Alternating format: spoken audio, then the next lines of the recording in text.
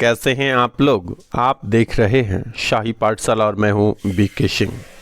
67 BPSC के लिए हम लोग करंट अफेयर्स की पढ़ाई कर रहे हैं और करंट अफेयर्स में मैं लेकर आता हूं अपनी ओर से हैंड रिटन में सेलेक्टेड नोट्स। आइए आज शुरू करते हैं हम लोग।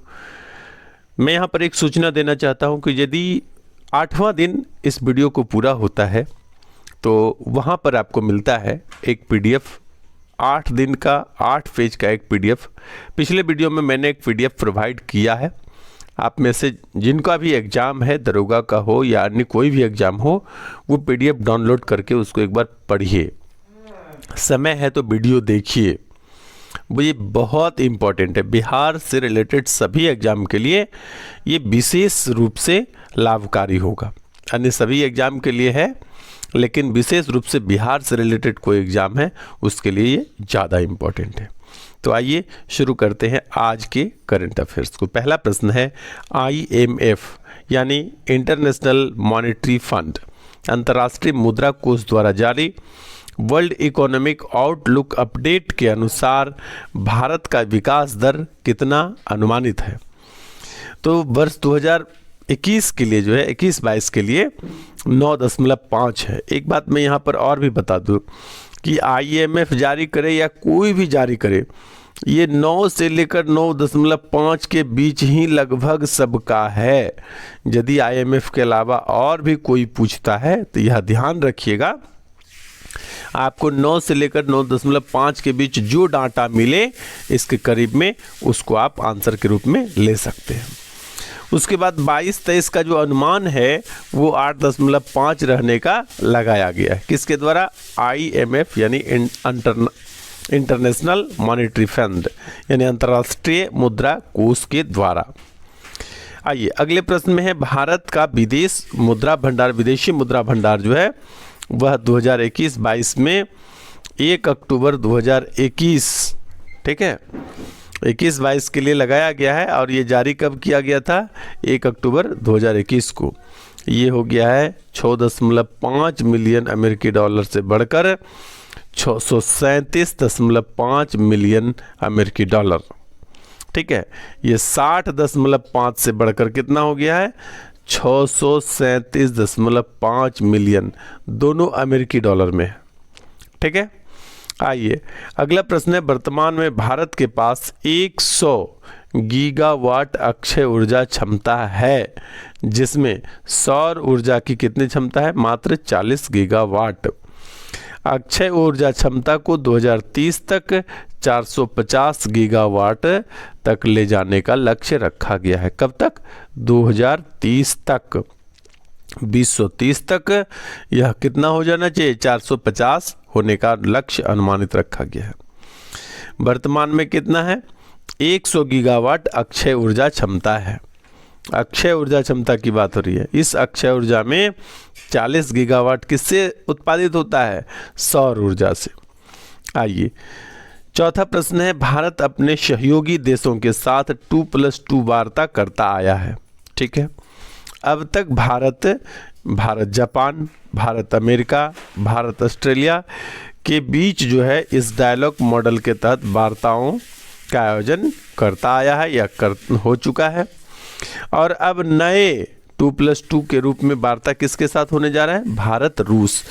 आप जानते हैं कि भारत रूस का बहुत पुराना सहयोगी देश रह चुका है।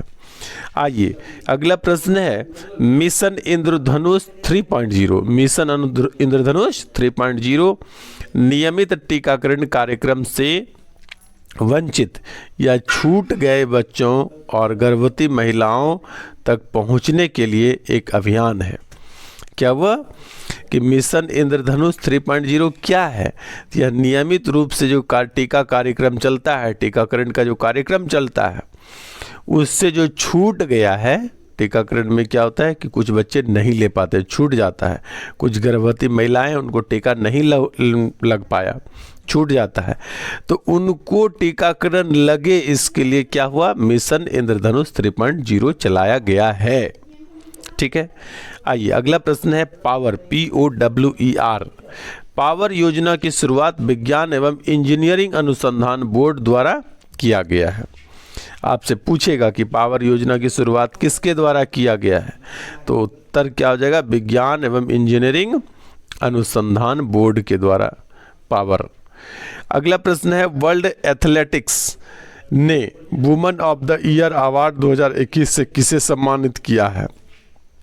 वर्ल्ड एथलेटिक्स ने woman of the year award 2021 किससे सम्मानित किया है, तो किसे सम्मानित किया है, आपका उत्तर हो जाता है अंजू बॉबी जॉर्ज को। Woman of the year, world athletics ने वुमन ऑफ द ईयर 2021 के लिए किसको दिया है, अंजू बॉबी जॉर्ज को। अगला है, 44वें भारतीय अंतर्राष्ट्रीय व्यापार मेले में किस राज्य के पवेलियन ने स्वर्ण पदक जीता है। ये प्रश्न पहले बता चुका हूं मैं, इसलिए यहाँ पर मुझे जब लिखने के बाद पता चला कि ये बता चुका हूँ तो लिखा है मैंने रिपीट। तो यहाँ पर 40वें भारतीय अंतर्राष्ट्रीय व्यापार मेले में किस राज्य ने के पवेलियन ने स्वर्ण पदक जीता है, तो आपको होना चाहिए कि ये बिहार ने जीता है। अच्छा, इसमें मैंने पिछले वीडियो में भी बताया था कि बिहार जो है वो क्या था, एक पार्टनर स्टेट के रूप में था। ठीक है, पार्टनर स्टेट के रूप में बिहार ने स्वर्ण पदक जीता अंतर्राष्ट्रीय व्यापार मेले में। ठीक है, चलिए अगला है, ये 40वां अंतर्राष्ट्रीय मेला है, पिछले वीडियो में मैंने नहीं बताया था, ये याद रखिएगा। हाल ही में भारत ने किस देश में भीम यूपीआई सेवाएं की शुरुआत की है, तो भूटान में की है। भारत का पड़ोसी देश है भूटान। जिस प्रकार से नेपाल के साथ खुले बॉर्डर शेयर होता है, उसी प्रकार से भूटान के साथ भी है। केंद्र सरकार ने किस नए मंत्रालय को बनाने की घोषणा की है। केंद्र सरकार ने एक नया मंत्रालय बनाने का घोषणा किया है, क्या नाम है उसका, सहकारिता मंत्रालय। ये इंपॉर्टेंट क्वेश्चन हो जाता है, याद रखिएगा। नए मंत्रालय की घोषणा की है, नया मंत्रालय का क्या नाम होगा, सहकारिता मंत्रालय।